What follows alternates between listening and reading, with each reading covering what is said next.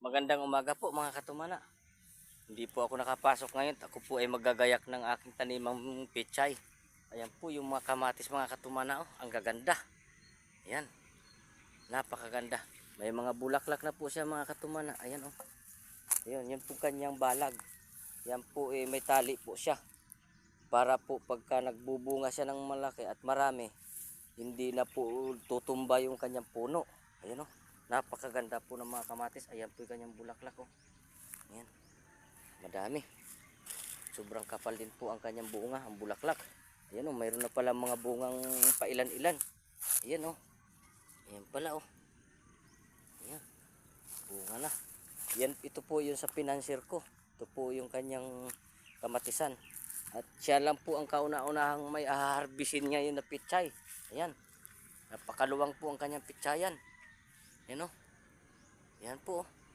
Hanggang doon sa dulo na yan, napakaluwang po. Ayan po yung mga saging dito. Ayan, ang gaganda ng mga bunga. Mga saba po yan. Ayan oh. At ako po, kukunin ko po yung hand tractor. Kukunin ko po yung makina para ako po makapaggayak ng pagtatamnan ng aking mga gulay.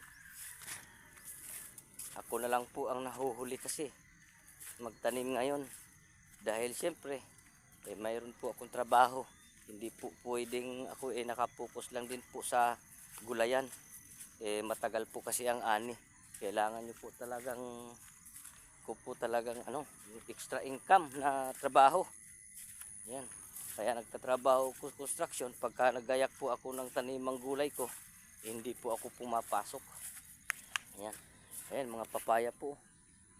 Yan. Lahat ng mga gilid at dinadaanan ng tubig, tinatamnan po ng papaya. Ayan o. Ayan. Maglalakad po ako magmula doon sa dulo.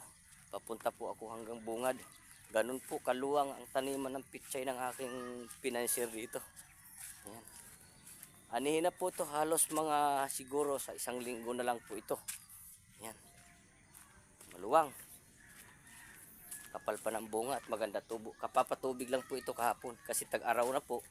Kailangan po siyang gumamit na ng makina para po siya matubigan. Ayan. Kunin ko po yung makina. Maluwang. Yan, hanggang po dulo. Yan po ang dead end. Pinaka maluwang. Maraming salamat po. Thank you for watching.